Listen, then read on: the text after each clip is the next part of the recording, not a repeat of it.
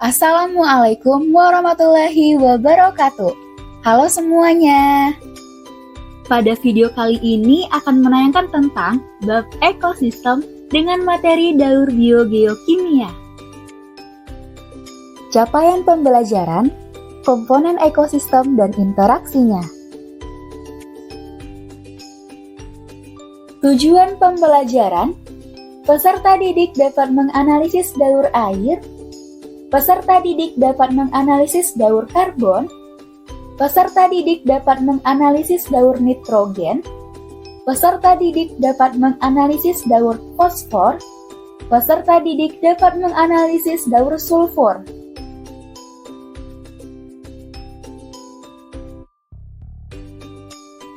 Coba perhatikan gambar berikut ini. Apa yang terpikir olehmu ketika melihat gambar ini? Pernahkah kamu berpikir tentang dari mana asalnya air yang ada di sungai, laut, danau, maupun kolam? Kemana perginya karbon dioksida yang kamu hasilkan ketika bernafas? Kemana perginya asap kendaraan? Kemudian, kemana perginya hasil penguraian tumbuhan dan hewan yang telah mati? Untuk dapat menjawab pertanyaan tersebut, silakan simak video berikut ini sampai habis ya.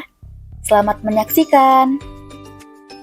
Tahukah kamu, di bumi ini terdapat suatu daur yang harus terus terjadi agar kehidupan dapat berlangsung dengan baik?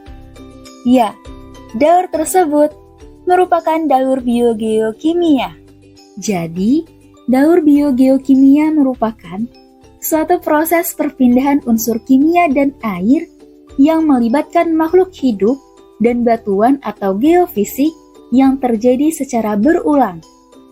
Pada video ini akan dijabarkan masing-masing proses dari 5 jenis daur biogeokimia, diantaranya yaitu daur air, daur karbon, daur nitrogen, daur fosfor, dan daur sulfur. Air merupakan sumber kehidupan yang sangat penting. Tubuh akan dehidrasi jika kita tidak cukup mengkonsumsi air. Karbon dioksida hasil pernafasan sangat dibutuhkan oleh tumbuhan dalam proses memasak makanan. Nitrogen merupakan unsur yang paling banyak terdapat di atmosfer. Fosfor penting bagi tubuh untuk membentuk energi. Sulfur berfungsi untuk melawan jamur dan kuman. Air dan unsur-unsur kimia ini akan terus ada selama ekosistem tidak terganggu. Berikut proses dari masing-masing daur tersebut. Pertama, daur air. Terjadi penguapan atau evaporasi di air laut karena panas matahari. Penguapan dapat terjadi disebabkan oleh tingginya suhu pada permukaan air yang menyebabkan molekul air dapat berpisah.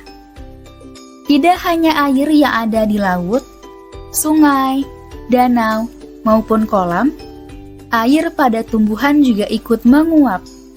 Menguapnya air pada tumbuhan disebut dengan transpirasi. Uap air dapat mengalami kondensasi pada ketinggian tertentu. Kondensasi yaitu berubahnya bentuk uap air menjadi awan. Awan yang sudah terbentuk tadi akan tertiup oleh angin dan berkumpul dengan awan lainnya. Pada ketinggian tertentu, awan akan berubah menjadi titik-titik air. Titik-titik air ini yang disebut dengan hujan atau presipitasi. Air yang turun ke bumi akan diserap oleh tanah, disebut dengan infiltrasi. Sebagian air lainnya akan mengalir melalui aliran sungai, selokan, dan laut. Proses ini akan terus berulang. Daur yang kedua, yaitu daur karbon. Karbon dioksida diubah menjadi karbohidrat melalui proses fotosintesis tumbuhan. Salah satu hasil dari fotosintesis ini yaitu glukosa. Glukosa digunakan oleh tumbuhan serta digunakan oleh hewan dan manusia sebagai sumber energi melalui rantai makanan.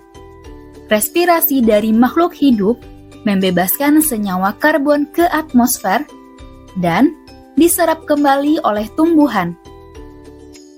Jika makhluk hidup telah mati, bahan organik di dalam tubuhnya akan diuraikan oleh dekomposer yang akan membebaskan senyawa karbon kembali ke udara dan akan diserap oleh tumbuhan. Namun, ada beberapa organisme yang membutuhkan waktu yang cukup lama untuk diuraikan, maka tubuh organisme tersebut akan berubah menjadi minyak bumi, batu kapur, arang, yang disebut juga dengan bahan bakar fosil. Bahan bakar fosil akan digunakan untuk kebutuhan industri dan proses pembakarannya akan membebaskan karbon dioksida ke udara dan diserap kembali oleh produsen atau tumbuhan. Karbon dioksida bereaksi dengan air membentuk asam karbonat. Asam karbonat bereaksi dengan batu kapur untuk membentuk ion karbonat dan bikarbonat, yang merupakan penyusun cangkang untuk hewan bercangkang seperti kerang. Jika hewan tersebut mati, maka cangkangnya akan membebaskan karbon dioksida yang akan diserap kembali oleh tumbuhan. Daur yang ketiga, daur nitrogen. Pemecahan nitrogen di udara dapat terjadi secara alami melalui petir dan mikroorganisme. Petir dapat memecahkan nitrogen sehingga nitrogen dapat bersenyawa dengan oksigen untuk menyuburkan tumbuhan. Senyawa nitrogen yang dihasilkan petir tadi akan diserap oleh tumbuhan polong-polongan atau tumbuhan leguminose yang bersimbiosis dengan bakteri Rhizobium. Bakteri ini memiliki sifat dapat mengikat nitrogen tersebut. Akar leguminose akan berbentuk bintil jika terjadi simbiosis dengan bakteri Rhizobium. Nitrogen yang terdapat pada bintil akar tumbuhan leguminose ini akan diubah menjadi amonia atau amonium oleh bakteri Rhizobium. Proses ini disebut dengan fiksasi. Amonium hasil fiksasi ini akan diubah oleh bakteri Nitrosomonas menjadi nitrit yang diubah kembali oleh bakteri Nitrobacter menjadi nitrat. Proses ini disebut dengan nitrifikasi. Nitrat adalah unsur yang dapat digunakan oleh semua tumbuhan. Jadi, tumbuhan hanya dapat menyerap nitrogen jika dalam bentuk nitrat. Tumbuhan menyerap nitrat untuk fotosintesis yang disebut dengan asimilasi. Jika tumbuhan yang menyerap nitrat ini kemudian mati, atau beberapa hewan yang memakan tumbuhan yang telah mengandung nitrat ini juga mati dan menjadi bangkai, maka bangkai ini akan diurai oleh dekomposer, yaitu jamur maupun bakteri. Hasil penguraian ini akan menjadi amonium. Proses ini disebut dengan amonifikasi, sehingga akan kembali diubah menjadi nitrit dan nitrat melalui nitrifikasi. Nitrat yang tersisa atau nitrat yang tidak diserap oleh tumbuhan untuk melakukan fotosintesis akan diubah menjadi nitrogen bebas oleh bakteri denitrifikasi. Proses ini disebut dengan denitrifikasi. Nitrogen bebas yang ada di atmosfer akan kembali melakukan siklusnya. Keempat, daur fosfor. Terjadinya pelapukan batuan yang mengandung ion fosfat anorganik karena hujan dan erosi. Aliran hujan yang membawa fosfat anorganik tadi diserap oleh tumbuhan namun tidak dapat digunakan langsung oleh hewan. Hewan mendapatkan fosfor melalui proses rantai makanan. Tumbuhan mendapatkan fosfor dengan cara menyerap fosfat anorganik dari dalam tanah, kemudian hewan memakan tumbuhan yang telah menyerap fosfat anorganik. Pada tubuh hewan, terdapat fosfat organik. Hewan melakukan proses metabolisme sehingga menghasilkan sisa ekskresi seperti urin dan feses yang mengandung fosfor. Jika tumbuhan dan hewan tersebut mati, maka tubuhnya akan diuraikan oleh dekomposer seperti bakteri dan jamur yang dapat menguraikan fosfat menjadi fosfat anorganik. Hasil penguraiannya sebagian dimanfaatkan kembali oleh tumbuhan dan sebagian lagi terlarut di dalam air. Fosfat yang terlarut di dalam air akan diserap oleh tumbuhan air dan ikan melalui rantai makanan. Dekomposer menguraikan makhluk yang mati serta hasilnya menjadi fosfat anorganik. Fosfat yang terlarut di dalam air akan membentuk endapan atau sedimen berupa batuan dan hasil endapan akan dikembalikan ke daratan dengan proses pengangkatan geologis. Bebatuan ini akan mengalami pelapukan karena air hujan sehingga fosfat mengalir kembali ke tanah dan diserap oleh tumbuhan. Daur yang kelima, daur sulfur. Terjadinya letusan dari gunung berapi, kandungan sumber air panas yang mengandung belerang, asap kendaraan, serta penggunaan bahan bakar fosil akan mengeluarkan sulfur dalam bentuk gas belerang dioksida, hidrogen sulfida, dimetil sulfida, dan sulfat. Selain itu, pembusukan bahan organik yang melibatkan mikroorganisme juga dapat menghasilkan belerang yang dapat masuk ke dalam tanah atau terbang menyentuh atmosfer. Ketika sampai di atmosfer, maka gas tersebut akan menyentuh titik-titik air dan membentuk asam sulfat. Ketika dalam kondisi yang jenuh atau kandungan asam sulfat yang cukup tinggi di atmosfer, menyebabkan terjadinya hujan asam sulfat yang airnya terserap ke tanah. Hujan asam sulfat ini terjadi karena dampak dari polusi udara dan air. Kemudian, asam sulfat diasimilasi oleh tumbuhan dalam bentuk sulfur dan masuk ke dalam sistem rantai makanan. Ketika hewan dan tumbuhan mati, zat organik di dalam tubuh mereka seperti hidrogen sulfida diuraikan oleh dekomposer secara aerob melalui proses oksidasi sehingga terbentuk sulfur. Kemudian sulfur dioksidasi untuk menghasilkan sulfat yang diserap oleh tumbuhan dengan bantuan bakteri Thiobacillus.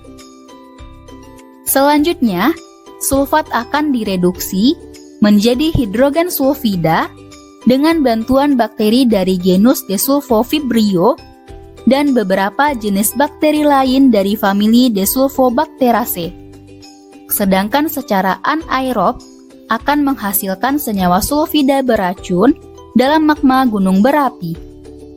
Pada fosil makhluk hidup yang tertimbun akan dijadikan bahan bakar yang mengandung sulfur dan akan digunakan oleh pabrik. Daur biogeokimia ini dapat berlangsung dengan baik selama ekosistem masih terjaga. Oleh sebab itu, kita harus menjaga ekosistem dengan mengurangi polusi udara, menanam pohon, menggunakan air seperlunya, serta menjaga kebersihan lingkungan. Untuk menguji pemahamanmu, silakan kerjakan kuis berikut ini ya. Selamat bekerja!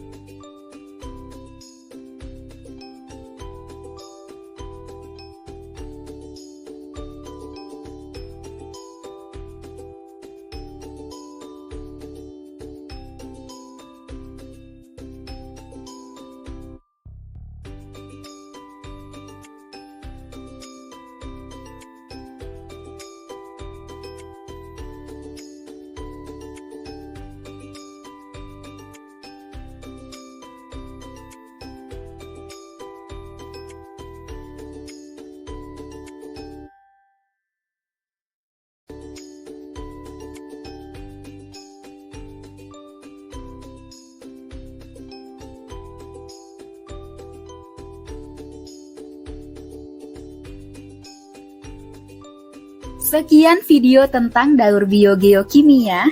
Semoga dapat dipahami dengan baik. Terima kasih sudah menonton.